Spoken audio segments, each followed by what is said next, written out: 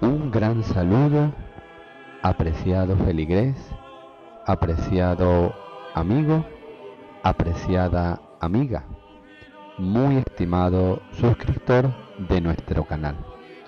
Bienvenido a nuestra sesión Conociendo a los Santos, nuestros hermanos mayores. Que ellos nos sirvan siempre de estímulo y de ejemplo en nuestra vida cristiana, en nuestra lucha contra el pecado y en la consecución por la virtud.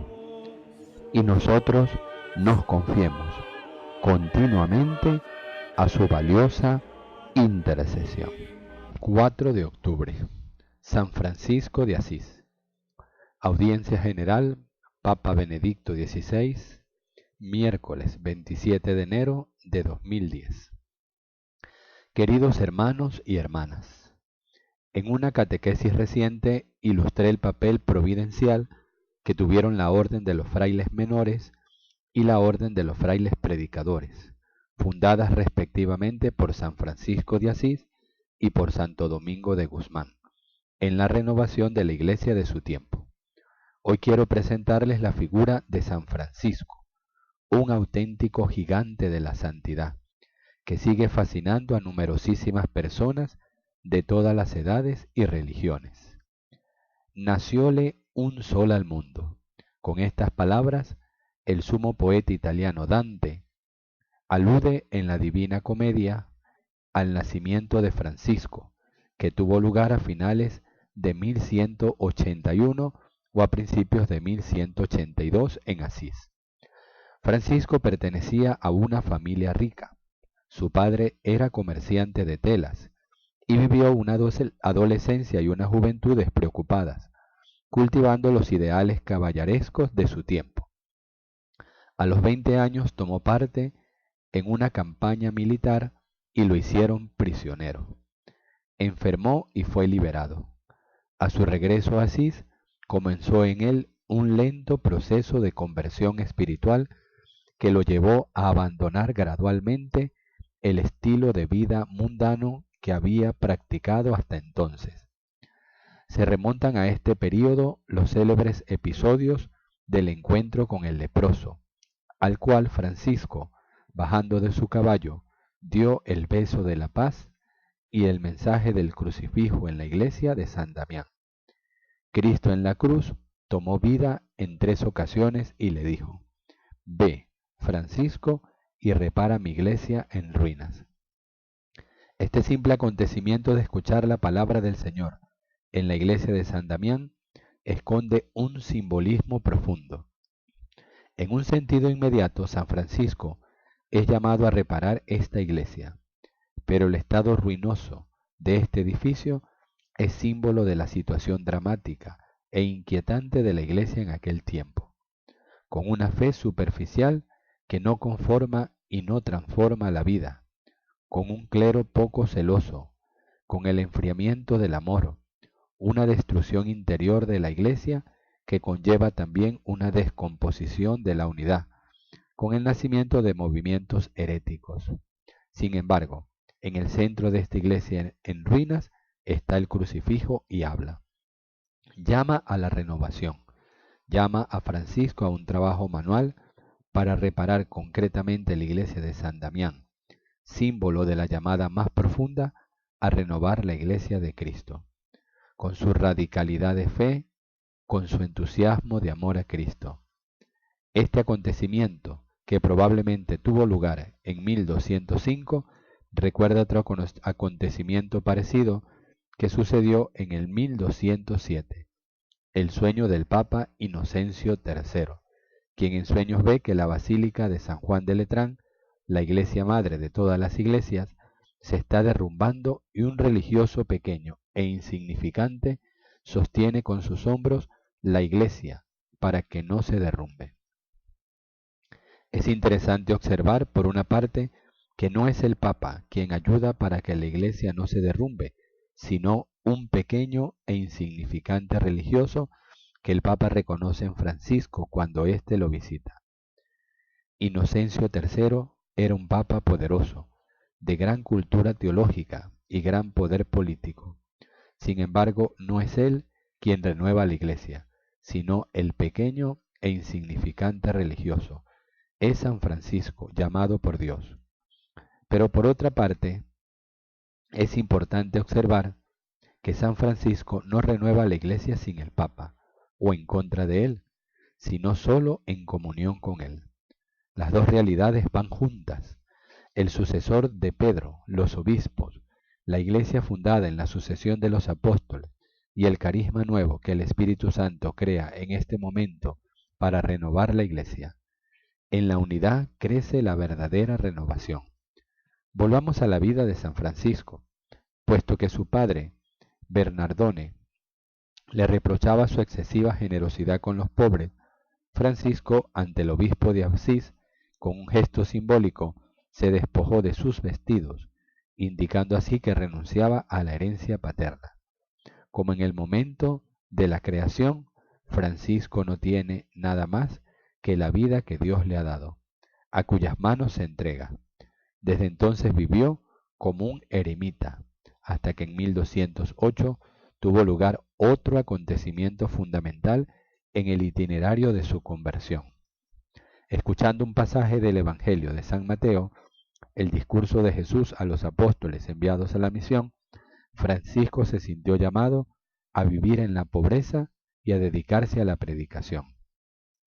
Otros compañeros se asociaron a él y en 1209 fue a Roma para someter al Papa Inocencio III el proyecto de una nueva forma de vida cristiana.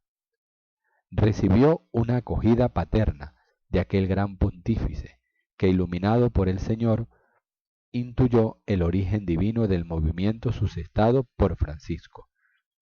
El Proverelo de Asís había comprendido que todo carisma que da el Espíritu Santo hay que ponerlo al servicio del cuerpo de Cristo, que es la Iglesia. Por lo tanto, actuó siempre en plena comunión con la autoridad eclesiástica. En la vida de los santos no existe contraste entre carisma profésico y carisma de gobierno.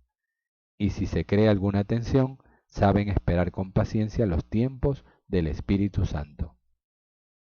En realidad, en el siglo XIX y también en el siglo pasado, algunos historiadores intentaron crear detrás del Francisco en la tradición lo que llamaban un Francisco histórico, de la misma manera que detrás del Jesús de los Evangelios se intentaba crear lo que llamaban el Jesús histórico.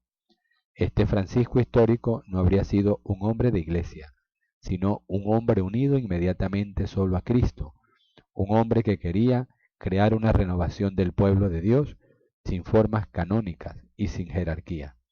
La verdad es que San Francisco tuvo realmente una relación muy inmediata con Jesús y con la palabra de Dios, que quería seguir sine glosa, tal como es, en toda su radicalidad y verdad. También es verdad que inicialmente no tenía la intención de crear una orden con las formas canónicas necesarias, sino que simplemente con la palabra de Dios y la presencia del Señor quería renovar al pueblo de Dios, convocarlo de nuevo a escuchar la palabra y obedecer a Cristo. Además, sabía que Cristo nunca es mío, sino que siempre es nuestro, que a Cristo no puedo tenerlo yo y construir yo contra la Iglesia, su voluntad y sus enseñanzas, sino que solo en la comunión de la Iglesia, construida sobre la sucesión de los apóstoles, que renueva también la obediencia a la palabra de Dios. También es verdad que no tenía intención de crear una nueva orden, sino solamente renovar el pueblo de Dios para el Señor que viene, pero entendió con sufrimiento y con dolor que todo debe tener su orden, que también el derecho de la Iglesia es necesario para dar forma a la renovación, y así en realidad se insertó totalmente con el corazón en la comunión con la Iglesia, con el Papa y con los obispos. Sabía asimismo que el centro de la Iglesia es la Eucaristía, donde el cuerpo de Cristo y su sangre se hacen presentes. A través del sacerdocio, la Eucaristía es la Iglesia, donde sacerdocio y Cristo y comunión de la Iglesia van juntos. Solo aquí habita también la palabra de Dios. El verdadero Francisco histórico es el Francisco de la Iglesia, y precisamente de este modo habla también a los no creyentes, a los creyentes de otras confesiones y religiones. Francisco y sus frailes, cada vez más numerosos, se establecieron en la Porciúncula, o iglesia de Santa María de los Ángeles, lugar sagrado por excelencia de la espiritualidad franciscana. También Clara, una joven de Asís de familia noble, se unió a la escuela de Francisco.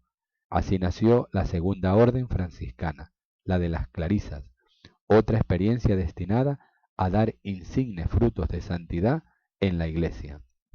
También el sucesor de Inocencio III, el Papa Honorio III, con su bula Cum Dilecti de 1218, sostuvo el desarrollo singular de los primeros frailes menores, que iban abriendo sus misiones en distintos países de Europa, incluso en Marruecos. En 1219, Francisco obtuvo permiso para ir a Egipto, a hablar con el sultán musulmán Melek el-Kamel, para predicar también allí el Evangelio de Jesús. Deseo subrayar este episodio de la vida de San Francisco, que tiene una gran actualidad. En una época en la cual existía un enfrentamiento entre el cristianismo y el islam, Francisco, armado voluntariamente solo de su fe y de su mansedumbre personal, recorrió con eficacia el camino del diálogo. Las crónicas nos narran que el sultán musulmán le brindó una acogida benévola y un recibimiento cordial. Es un modelo en el que también hoy deberían inspirarse las relaciones entre cristianos y musulmanes, promover un diálogo de la verdad, en el respeto recíproco y en la comprensión mutua. Parece ser que después, en 1220, Francisco visitó la Tierra Santa, plantando así una semilla que daría mucho fruto. En efecto, sus hijos espirituales hicieron de los lugares donde vivió Jesús un ámbito privilegiado de su misión. Hoy pienso con gratitud en los grandes méritos de la custodia franciscana en Tierra Santa. A su regreso a Italia, Francisco encomendó el gobierno de la orden a su vicario, Fray Pietro Catani, mientras que el Papa encomendó la orden, que recogía cada vez más adhesiones, a la protección del cardenal Ugolino, el futuro sumo pontífice Gregorio IX. Por su parte, el fundador, completamente dedicado a la predicación, que llevaba a cabo con gran éxito, redactó una regla, que fue aprobada más tarde por el Papa. En 1224, en el eremitorio de la Verna, Francisco ve el crucifijo en la forma de un serafín, y en el encuentro con el serafín crucificado recibe los estigmas. Así llega a ser uno con Cristo crucificado, un don por lo tanto que expresa su íntima identificación con el Señor. La muerte de Francisco, su transitus, aconteció la tarde del 3 de octubre de 1226, en la Porciúncula. Después de bendecir a sus hijos espirituales, murió recostado sobre la tierra desnuda. 2 años más tarde, el Papa Gregorio IX lo inscribió en el catálogo de los santos. Poco tiempo después, en Asís, le construyó una gran basílica en su honor, que todavía hoy es meta de numerosísimos peregrinos, que pueden venerar la tumba del santo y gozar de la visión de los frescos de Giotto, el pintor que ilustró de modo magnífico la vida de Francisco. Se ha dicho que Francisco representa un alter Cristo. Era verdaderamente un icono vivo de Cristo. También fue denominado el hermano de Jesús. De hecho, este era su ideal, ser como Jesús, contemplar al Cristo del Evangelio, amarlo intensamente, imitar sus virtudes. En particular quiso dar un valor fundamental a la pobreza interior y exterior, enseñándola también a sus hijos espirituales. La primera bienaventuranza en el Sermón de la Montaña: bienaventurados los pobres de espíritu, porque de ellos es el reino de los cielos, encontró una luminosa realización en la vida y en las palabras de San Francisco. Queridos amigos, los santos son realmente los mejores intérpretes de la Biblia, encarnando en su vida la palabra de Dios. La hacen más atractiva que nunca, de manera que verdaderamente hablan con nosotros.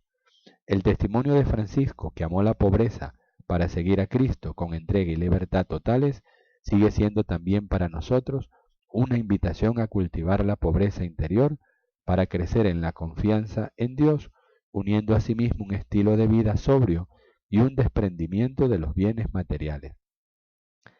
En Francisco, el amor a Cristo se expresó de modo especial en la adoración del Santísimo Sacramento en la Eucaristía. En las fuentes franciscanas se leen expresiones conmovedoras como esta: tiemble el hombre todo entero, estremezcase el mundo todo, y exulta el cielo cuando Cristo, el Hijo de Dios vivo, se encuentra sobre el altar en manos del sacerdote. Oh excelsitud admirable y condescendencia amorosa, oh sublime humildad, oh humilde sublimidad, que el Señor del mundo, universo, Dios, Hijo de Dios, se humilla hasta el punto de encontrarse para nuestra salvación bajo una pequeña forma de pan. En este año me complace recordar también una recomendación que Francisco dirigió a los sacerdotes. Siempre que quieran celebrar la misa, ofrezcan purificados con pureza y reverencia el verdadero sacrificio del santísimo cuerpo y sangre de nuestro Señor Jesucristo. Francisco siempre mostraba una gran deferencia hacia los sacerdotes y recomendaba que se les respetara siempre, incluso en el caso de que personalmente fueran poco dignos. Como motivación de este profundo respeto, señala el hecho de que han recibido el don de consagrar la Eucaristía. Queridos hermanos en el sacerdocio, no olvidemos nunca esta enseñanza. La santidad de la Eucaristía nos pide ser puros, vivir de modo coherente con el misterio que celebramos. Del amor a Cristo nace el amor hacia las personas, también hacia todas las criaturas de Dios. Este es otro rasgo característico de la espiritualidad de Francisco, el sentido de la fraternidad universal y el amor a la creación que le inspiró el célebre Cántico de las Criaturas. Es un mensaje muy actual, como recordé en mi reciente encíclica Caritas in Veritatis. Solo es sostenible un desarrollo que respete la creación y que no perjudique el medio ambiente. Y en el mensaje para la Jornada Mundial de la Paz, subrayé que también la construcción de una paz sólida está vinculada al respeto de la creación. Francisco nos recuerda que la creación se despliega en la sabiduría y la benevolencia del Creador. Él entiende la naturaleza como un lenguaje en el que Dios habla con nosotros, en el que la realidad se vuelve transparente y podemos hablar de Dios y con Dios. Queridos amigos, Francisco fue un gran santo, un hombre alegre. Su sencillez, su humildad, su fe, su amor a Cristo, su bondad con todo hombre y toda mujer, lo hicieron alegre en cualquier situación. En efecto, entre la santidad y la alegría existe una relación íntima e indisoluble. Un escritor francés dijo que en el mundo solo existe una tristeza, la de no ser santo, es decir, no estar cerca de Dios. Mirando el testimonio de San Francisco, comprendemos que el secreto de la verdadera felicidad es precisamente llegar a ser santos, cercanos a Dios. Que la Virgen, a la que Francisco amó tiernamente, nos sostenga este don. Nos encomendamos a ella con las mismas palabras del Poverello de Asís. Santa Virgen María, no ha nacido en el mundo entre las mujeres ninguna semejante a ti, hija y esclava del Altísimo, Rey y Sumo Padre Celestial, Madre de nuestro Santísimo Señor, Esposa del Espíritu Santo, ruega por nosotros ante tu Santísimo Hijo amado, Señor y Maestro.